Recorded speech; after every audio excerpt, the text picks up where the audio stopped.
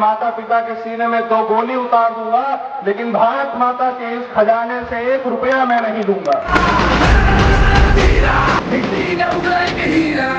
ऐसे भाव, ऐसे चंद्रशेखर आजाद जी की इस पावन धरा पर हमने कुछ करने का सोचा है।